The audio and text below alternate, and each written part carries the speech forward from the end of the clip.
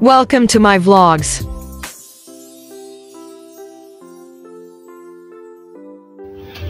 Hello guys! Magluluto ako ngayon ng spaghetti sauce. Mag-uumpisa na po ako magluluto. Ayan, busy-busy na naman si Nini. Yan po ang aking gagamitin. Olive oil.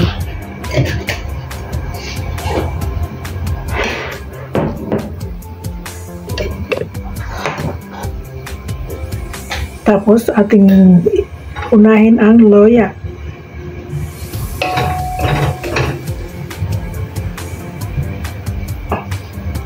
Tapos yan, ating isusunod ang bawang.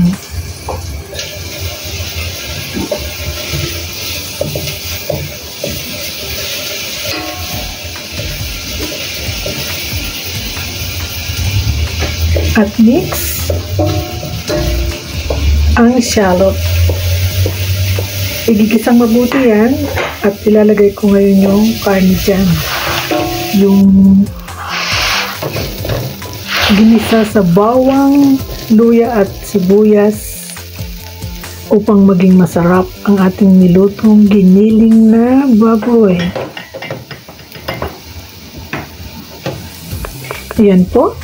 Giniling na baboy.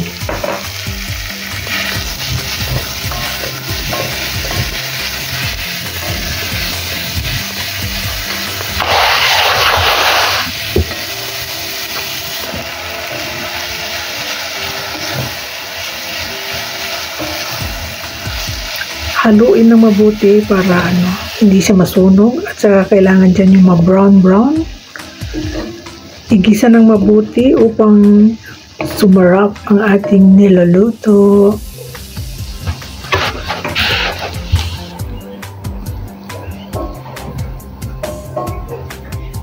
At yan, halo-halo lang.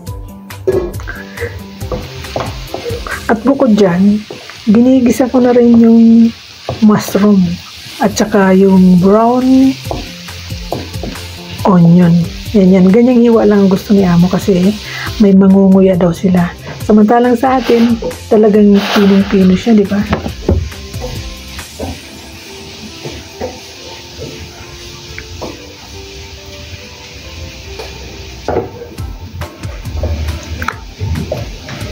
Ganyan magluto dito para mabilis.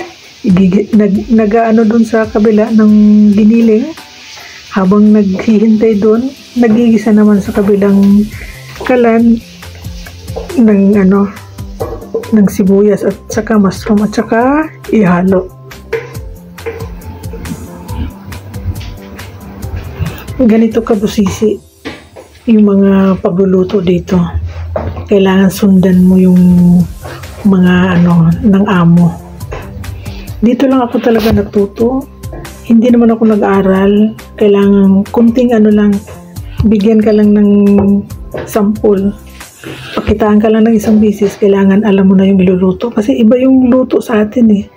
Lutong Pinoy at saka lutong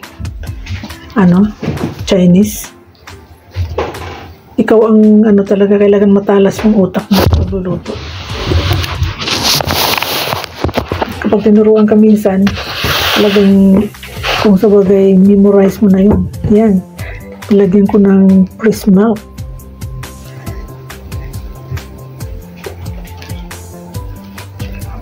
Tapos lagyan ko siya ng mayonnaise. Yun, tinanggal ko muna yung salaan kasi ang ilalagay ko pala is wala pa namang wala pa namang mga balat-balat, nilagay ko na yung salaan. Yan.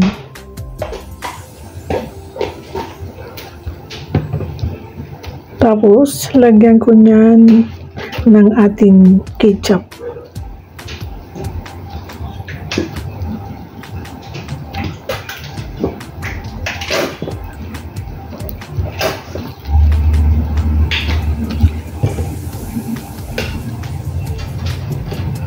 At yan na.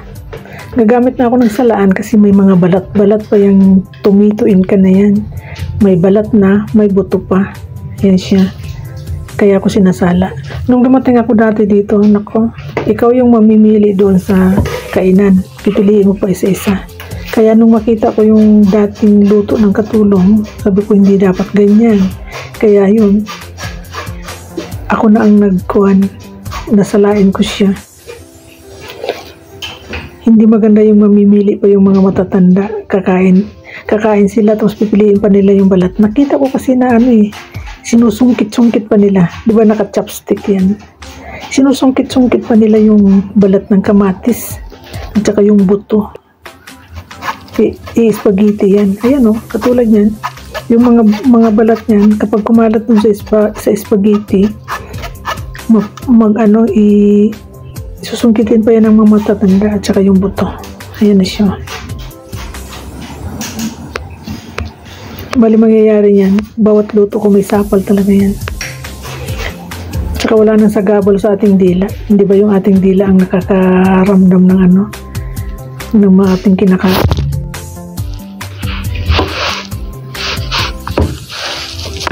Ayan siya, paminta. At chicken powder.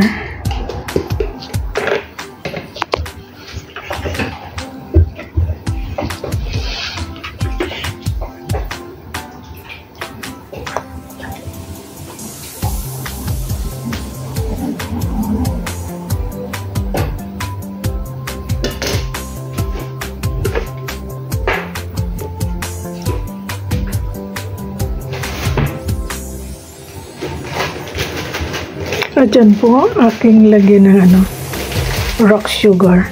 Yung sa atin, yung brown sugar, lagyan natin kutsa-kutsara dito naman sa kanila, rock sugar. Yan.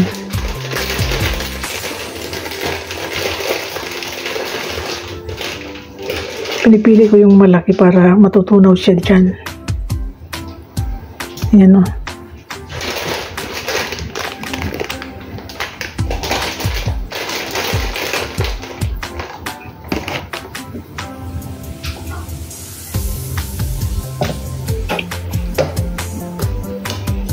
Tapos, anuhin ko yan. Lagyan pa ng chicken broth. Yan yung pinakatubig niya. Tapos, mahinang apoy lang. At yan na siya. Yan o. Hinaan ko lang yung apoy niya kasi para hindi siya masunog. At saka maganda yung pagkaluto niya.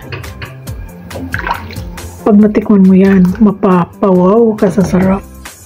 Masarap pa yan sana yung luto na yan. Masarap pa Thanks sa for watching. Jollibee.